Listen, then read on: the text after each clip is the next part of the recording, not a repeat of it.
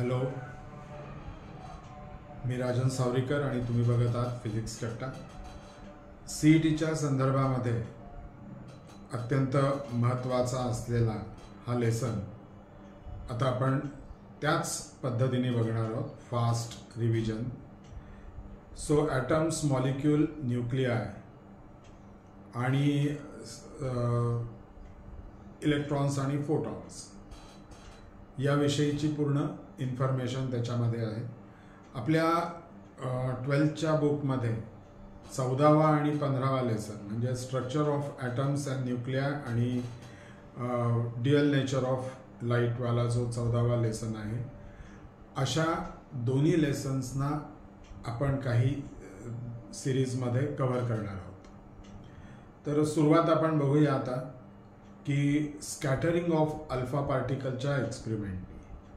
Scattering of alpha पार्टिकलमध्ये golden foil आणि त्याच्यावर रुदरफर्डनी केलेला हा एक्सपेरिमेंट आहे. आणि गोल्डन फॉईलवर अल्फा पार्टिकल्स बंबार्ड केले आणि समोर एक फ्लोरोसंट स्क्रीन ठेवला आणि त्याच्यावर त्यांनी फोटोग्राफ्स मिळतील याची व्यवस्था केली. आणि मग त्यानुसार त्याचं असं लक्षात आलं की काही अल्फा पार्टिकल्स हे रिबाउन्स झालेले आहेत, एक्झॅक्टली 180 डिग्रीनी मागे वळालेत. काही अल्फा पार्टिकल्स हे डेव्हिएट झालेले आहेत, म्हणजे त्यांनी आपला मार्ग काही अँगलमध्ये चेंज केलेला आहे. आणि बरेचसे अल्फा पार्टिकल्स हे सरळ गेलेले आहेत. आणि ह्या सगळ्या एक्सपेरिमेंट आणि त्याचे ऑब्झर्वेशन्स याच्यावरनं त्यांनी असा एक रिझल्ट काढला की most of the atom is empty. बराच त्याचा भाग जो आहे तिथे काहीच नाही आहे. आणि मग त्यांनी एक क्रिकेटच्या ग्राउंडला समोर ठेवून याचं एक व्हिज्युअलायझेशन आपल्या समोर ठेवलं की क्रिकेटचा जो ओव्हल शेपचा जो ग्राउंड असतो त्याच्यामध्ये मध्यभागी जर आपण टेनिस बॉल, क्रिकेटचाच बॉल ठेवला आपण, तर ते न्यूक्लियस झालं. आणि ह्या क्रिकेट ग्राउंडच्या पेरिफेरीवर म्हणजे त्याच्या पूर्ण साईडला जर मुंग्यांची रांग सोडली एक, तर ह्या मुंग्या म्हणजे इलेक्ट्रॉन्स. आणि मग तुम्हाला त्या ॲटमची खरी कल्पना यायला सुरुवात झाली. त्यानंतर रुदरफर्डनी हे सांगितलं, पण त्या रुदरफर्डच्या सांगितलेल्या मॉडेलमध्ये स्टॅबिलिटीविषयी काही फारसं ठोस कारण देता आलं नाही त्याला. आणि मग त्याच्यानंतर बोहर्स मॉडेल आलं आणि रुदरफर्डच्या मॉडेलमधले जे काही ड्रॉबॅक्स होते हे बोहरच्या मॉडेलमध्ये हे त्यांनी बऱ्याच अंशी जे आहे ते काढले. आणि atom consist of positively charge nucleus around which electrons revolve in circular orbit. Majority of mass and whole of the positive charges of the atom is concentrated in the nucleus. आणि size of nucleus is very very small in compared to size of atom. असे हे रुदरफर्डच्या मॉडेलमधनं 3 महत्त्वाचे points आहेत. आणि त्यानुसार मग त्यांनी पॉस्च्युलेट तयार केले. आणि ते पॉस्च्युलेट कसे आहेत? रुदरफर्डचे बोहरचे. The electron revolve around the nucleus only in certain permitted orbits in which the angular momentum of electron is an integral multiple of h upon 2 pi, where h is the Planck's constant. दूसरा पॉस्ट्युलेट आहे, electron does not radiate energy while revolving in permitted orbit. That is, the permitted orbits are stationary, non-radiating orbits. आणि तिसरा आहे, the energy is radiated only when the electron jumps from an outer permitted orbit to some inner permitted orbits, आणि याचा difference हा आपल्याला रेडिएशनच्या फॉर्ममध्ये बाहेर पडतो. म्हणजे समजा En ही जर nth ऑर्बिट असेल आणि em ही m ऑर्बिटची एनर्जी असेल, तर En minus em is equals to h nu हे इक्वेशन त्यांनी दिलं. आणि ह्या इक्वेशननुसार आपल्याला लक्षात येतं की बोहरची फ्रिक्वेन्सी इक्वेशन म्हणतात त्याला, बोहरचं, आणि किती एनर्जी रेडिएट होते h nu एवढी, हे आपल्याला त्याच्यावरनं लक्षात येतं.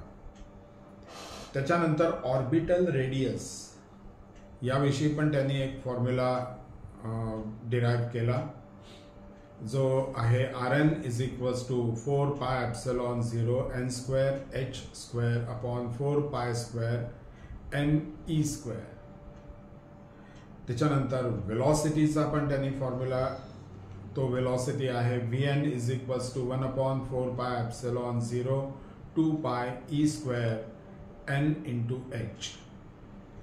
सो कायनेटिक एनर्जी आणि पोटेन्शियल एनर्जीचं ॲडिशन हे त्याने टोटल एनर्जी सांगितलं. आणि टोटल एनर्जी ही जवळपास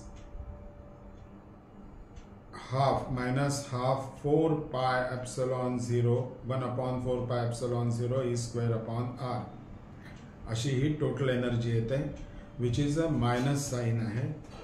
आणि ही मायनस साईन जी आहे तिचा अर्थच असा आहे की हे सगळे इलेक्ट्रॉन्स जे आहेत ते बाउंड टू न्यूक्लियस आहेत.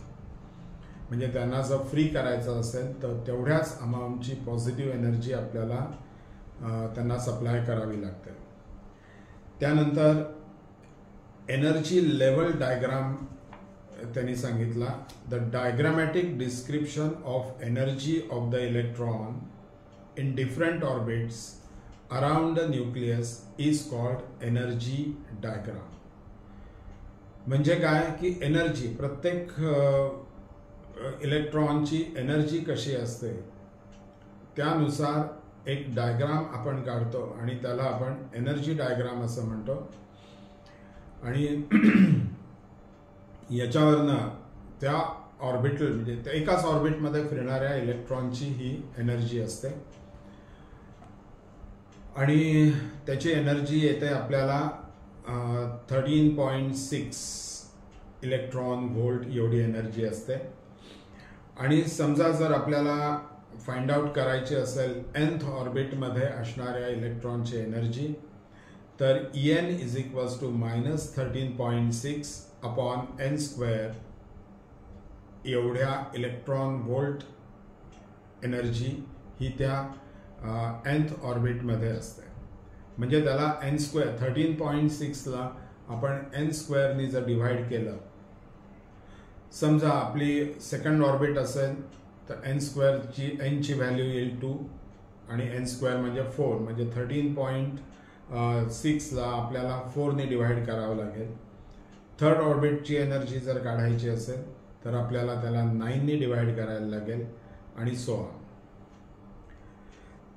यामध्ये ना काही आणखीन डेफिनेशन्स आपल्याला बघायच्या आहेत, ते म्हणजे excitation energy. The excitation energy is defined as the energy required to take electron from ground level orbit to any higher orbit. म्हणजे ग्राउंड लेवल ऑर्बिट म्हणजे इनर ऑर्बिट पासून जर इलेक्ट्रॉनला आपल्याला उचलून वरच्या ऑर्बिटमध्ये न्यायचं असेल तर जेवढी एनर्जी लागते त्या एनर्जीला आपण एक्सायटेशन एनर्जी असं म्हणतो. म्हणजे ते इलेक्ट्रॉन्स एक्साइट झाले आणि वरच्या ऑर्बिटमध्ये जाऊन बसतील ते. एक्सायटेशन पोटेन्शियल पुढचं एक याच्यामधलं डेफिनेशन आहे, excitation potential. The potential through which the electron need to be accelerate so that it acquires the energy equals to excitation energy is called excitation potential. Excitation potential आणि energy ही जवळपास सेमच असते, फक्त दोघांचे युनिट्स वेगळे असतात. जर पोटेन्शियल असेल तर ते व्होल्ट येईल आणि एक्सायटेशन एनर्जी असेल तर ती इलेक्ट्रॉन व्होल्टमध्ये येईल. आयोनायझेशन त्याच पद्धतीने आपल्याकडे दुसरी आहे ionisation energy. Energy required to ionise the atom. ॲटमला आयोनाइज करणं म्हणजे काय?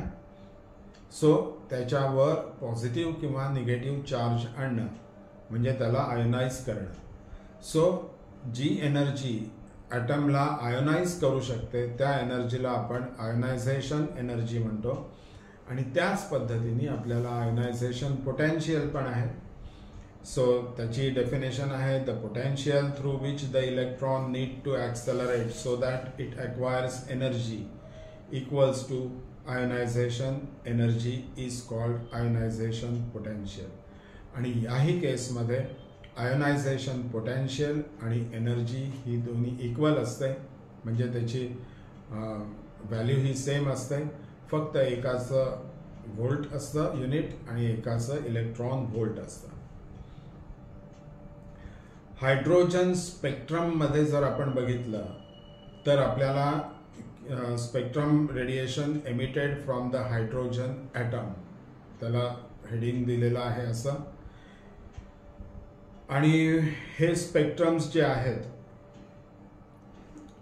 या वेगवेगळ्या सिरीजमध्ये हे स्पेक्ट्रम्स आपल्याला मिळतात. त्याच्यापैकी पहिला आहे लेमॅन सिरीज, दुसरं आहे बामर सिरीज, तिसरं आहे पाश्चन सिरीज, ब्रॅकेट सिरीज आणि पीफंड सिरीज.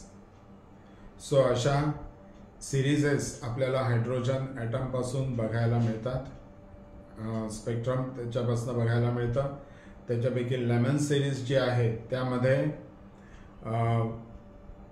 कुठल्याही ऑर्बिटमधनं, वरच्या कुठल्याही ऑर्बिटमधनं जर इलेक्ट्रॉन फर्स्ट ऑर्बिटवर जंप घेत असेल तर आपल्याला लेमन सिरीज मिळते. आणि त्याचं ते कुठे लाय होते तर अल्ट्राव्हायोलेट रिजनमध्ये ती आपल्याला सापडते. बामर सिरीज ही कुठल्याही आउटरमोस्ट ऑर्बिटमधनं नंबर 2च्या ऑर्बिटवर जर जंप झाले इलेक्ट्रॉन्स तर आपल्याला that much amount of energy ही बाहेर जी पडते त्यापासून आपल्याला बामर सिरीज मिळते आणि ती विजिबल रिजनमध्ये आपल्याला बघायला मिळते.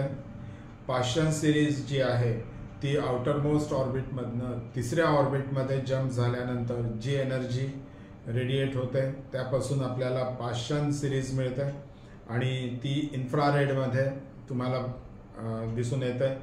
ब्रॅकेट सिरीज आणि पीफंड सिरीज याच पद्धतीने आउटरमोस्ट ऑर्बिटमधनं 4थ्या आणि आउटरमोस्ट ऑर्बिटमधनं 5व्या ऑर्बिटवर जर जंप झाले इलेक्ट्रॉन्स तर जी काही रेडिएशन्स बाहेर पडतात ते आपल्याला ब्रॅकेट आणि पीफंडमध्ये येतात. त्यापैकी ब्रॅकेट जे आहे ते इन्फ्रारेड रिजनमध्ये येतं आणि पीफंड हे